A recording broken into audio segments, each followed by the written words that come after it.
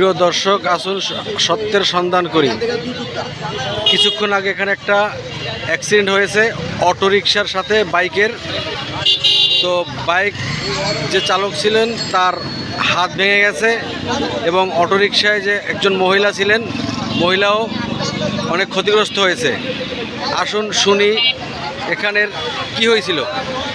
ভাই একটু বলেন তো, আপনি কি হয়েছিল এখানে, একটু বলেন। হয়েছিল এখানে আপনার ফার্স্ট লেন থেকে আর কি, ফার্স্ট লেন দিয়ে বাইকটা যাচ্ছিল, ঠিক আছে। অটো রিক্সাটা করতে কি একদম এই থার্ড লেন থেকে হুট করে ফার্স্ট লেনে চলে গেছে। যাওয়ার পরে উনি যে ব্রেক দিবে সেই সুযোগটাও পায়নি। এরপরে আর কি অ্যাক্সিডেন্টের পর বাইকের ওনারের হাত ভাঙছে, তারপর যে রিক্সায় ছিল অটোতে সেই মহিলার পা ভাঙছে, আর এই যে অটো রিক্সাওয়ালা এই যে উনি। ভাই অটো রিক্সা তো একবার বন্ধ করে দিছিল এই মেইন রোডে চালানোর জন্য, এখন আবার মেইন রোডে দিছে। এখন ওনারা তো চালাচ্ছি আর কি, এটা তো আর মানে এগুলা তো শুধু মৌখিক একটা দেয়া হয় আর কি, যে আলটিমেটাম যে সব চালানো যাবে না, কিন্তু দিন শেষে তো চালাইতেছে সবাই। হ্যাঁ, বা আপনি কেউ বলেন তো কি দেখছেন এখানে, অটো রিক্সা আসলে বন্ধ করা উচিত কিনা? অবশ্যই উচিত। দেখুন অটো রিক্সা কীভাবে চলতেছে দর্শক, অটো রিক্সার গতি এরা কোনোভাবেই, এই যে গতি,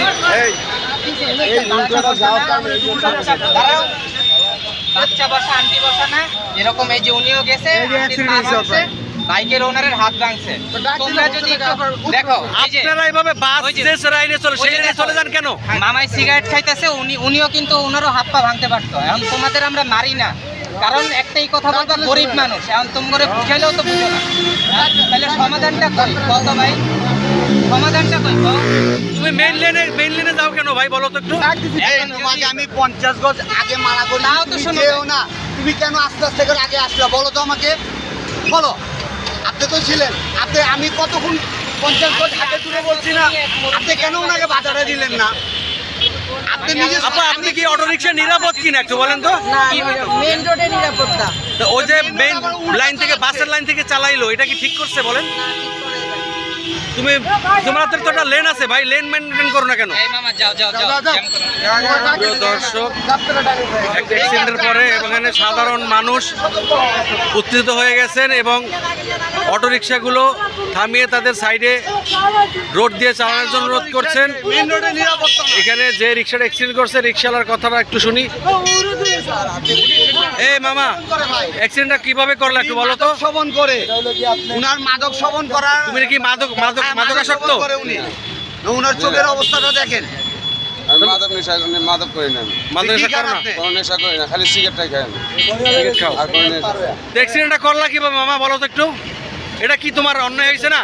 এই যে মানুষটা আহত হইলো, তুমি কি এর খরচ দিতে পারবা? তুমি তো রিক্সা চালাও, কয় টাকা ইনকাম করো বলো? এটা মানুষের ক্ষতি হইলে তুমি এটা দিতে পারবা? ভাই একটু বলেন তো, এই যে একটা মানুষের ক্ষতিগ্রস্ত হলে এরা কি দিবে, এরা বলেন তো কি দিতে পারে একটা রিক্সাওয়ালা?